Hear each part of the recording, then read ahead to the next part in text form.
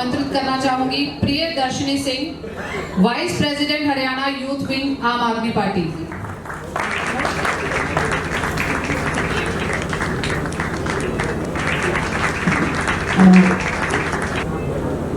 नमस्कार आप सभी को। सबसे पहले बहुत बहुत स्वागत है आपका प्रियदर्शनी जी। थैंक यू मनप्रीत जी, आपका बहुत बहुत अभिनंदन कि आपने मुझे यहाँ पे बुलाया and thank you so much. मैं आपको सुनती रहती हूँ, बहुत बेहतरीन बोलती हैं आप। थैंक यू जी। जी बोलिए। सबसे पहले आपसे जानना चाहेंगे, आपको क्या लगता है कि नगर निगम को जो है वो राजनीति प्रभावित कर रही है या राजनीति को नगर निगम?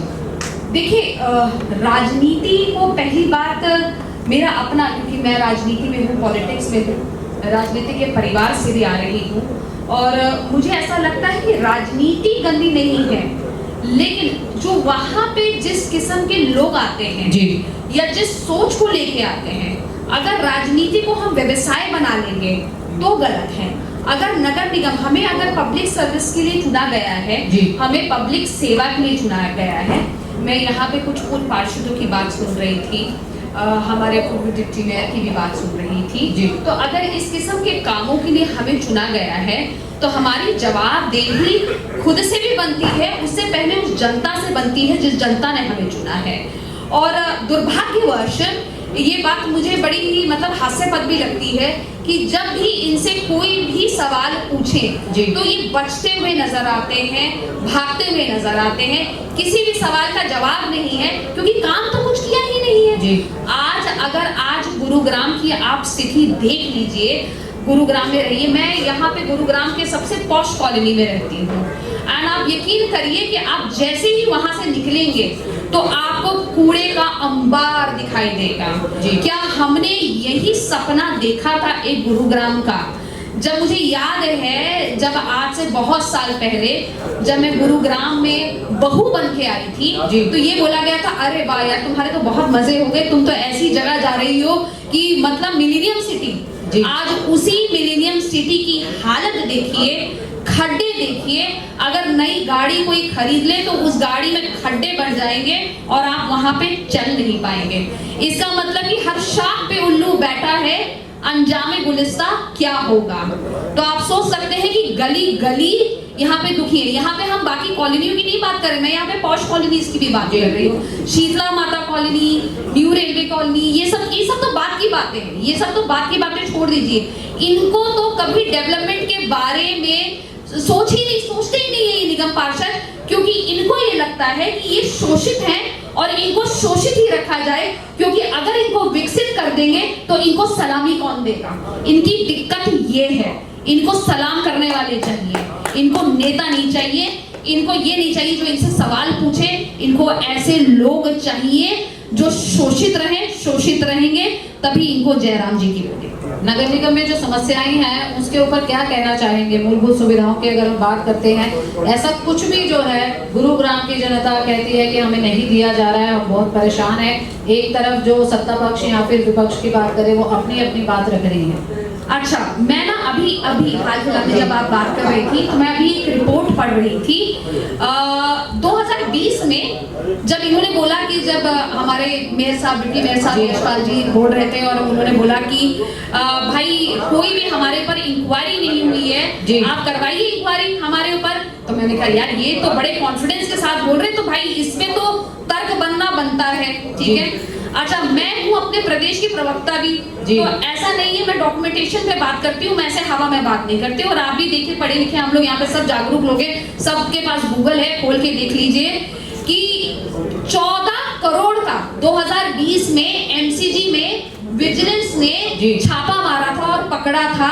और उसमें करीबन 8 पार्षदों के नाम आए हैं, 8 पार्षदों के नाम आए हैं। और एमसीजी के जो विजिलेंस कमिश्नर थे उनके ऊपर भी इंक्वायरी बैठी थी पहली बार। तो ऐसे तो इंक्वायरी नहीं बैठी होगी ना, कहीं धुआं निकला है, कहीं धुआं निकल रहा है, तो आग तो कहीं ना कहीं लगी है जी। अब ज्यादा लंबी बात नहीं करेंगे। 2023 में फ्लाईओवर के मुद्दे पे फिर से एक विजिलेंस इंक्वायरी बैठी है। आप ये सोचिए कि आपने अगर वाकई काम किया होता, धरातल पे अगर वो काम किया होता, तो शीतला माता कॉलोनी में चाहे वर्षा हो चाहे वर्षा ना हो, बारिश हो या ना हो, वहां के लोग 24 घंटे एक स्विमिंग पूल में रह रहे हैं, सीवर का पानी चल रहा है, वहां पे वो नरकई जीवन जीने के लिए मजबूर हो गए हैं। क्या ये दुर्दशा थी? क्या इस मिलेनियम सिटी की हम लोग बात कर रहे हैं? हमें शर्म आनी चाहिए, हमें शर्म आनी चाहिए जब हम इस किस्म का झूठ एक पब्लिक प्लेटफॉर्म में बोलते हैं। भ्रष्टाचार के ऊपर आपका क्या कहना है कि भ्रष्टाचार को लेकर सबकी अपनी अपनी टिप्पणियां हैं, अपनी अपनी बात है, आपका क्या कहना है? देखिए, मैं तो हमेशा ये बात बोलती हूँ कि हम आंदोलन से निकली हुई पार्टी हैं। आंदोलन और आंदोलन हमारा किस चीज का था? भ्रष्टाचार का आंदोलन था।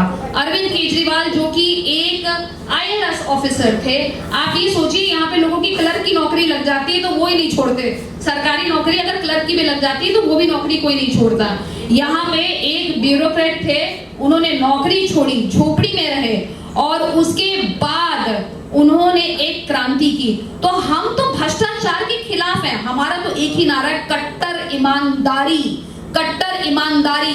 सिर्फ और सिर्फ हम काम की राजनीति पे विश्वास करते हैं, ना ही हम जातिवाद की राजनीति पे विश्वास करते हैं, ना ही हम राजनीति पे विश्वास करते हैं कि जी नहीं हम सफेद झूठ बोल देंगे। अगर आज आप दिल्ली को देखेंगे तो आज दिल्ली में जितना बड़ा परिवर्तन हुआ है ये अद्भुत है। और इसका सबसे बड़ा उदाहरण मैं आपको बता रही हूँ कि आज हरियाणा में भी फ्लड आया, हरियाणा में भी फ्लड आया और खट्टर साहब की कृपा से दिल्ली में भी बहुत ज्यादा फ्लड आया, ठीक है। लेकिन क्या आप एक भी फोटोग्राफ, वीडियो, कुछ तो होगा, इनकी तो IT टीम इतनी अच्छी है भारतीय जनता पार्टी की, एक भी मुझे वीडियो दिखा दीजिए जहां पे इनका एक भी विधायक, एक भी मंत्री सड़क पे उतरा हो, उन फ्लड एरिया में जाके काम कर रहा हो। ऐसी एक भी वीडियो मैंने नहीं देखी है। लेकिन हाँ, एक वीडियो देखी है मैंने खट्टर साहब की। खटारा सरकार में खट्टर साहब ने हेलीकॉप्टर का इंतजाम कर दिया था और हेलीकॉप्टर से मियाना कर रहे थे। क्या इस प्रदेश को हेलीकॉप्टर का मंत्री चाहिए? और कट टू, अगर आप दिल्ली की बात करेंगे, अरविंद केजरीवाल, जितने भी हमारे नेता, जितने भी उनकी कैबिनेट में जितने भी मंत्री हैं, और उन सारे के सारे MLA उतरे हुए थे जमीन पे, दिन रात सोए नहीं है वो, जब तक इस समस्या का हल ना निकल गया हो। आप ये देखिए, ये अंतर है काम की राजनीति में और बात की राजनीति में। आम आदमी पार्टी यहाँ बात करें कि क्या समस्याओं का समाधान क्या देखते हैं आप, अगर हम सिर्फ और सिर्फ नगर निगम के ऊपर अगर हम फोकस रहे तो? देखिए, नगर निगम में जो सबसे बड़ी समस्या सीवर लाइन आप जानते हैं, जिसकी कभी भी सफाई आज तक हुई ही नहीं है। अब मैं आपको भी हाल फिलहाल का भी एक इंसिडेंट बताती हूँ। मैं शीतला माता कॉलोनी में और अशोक विहार एरिया में अपने किसी प्रोग्राम में गई, तो वहां पे पूरा पानी पानी पानी एकदम भरा हुआ, बारिश का मौसम नहीं था।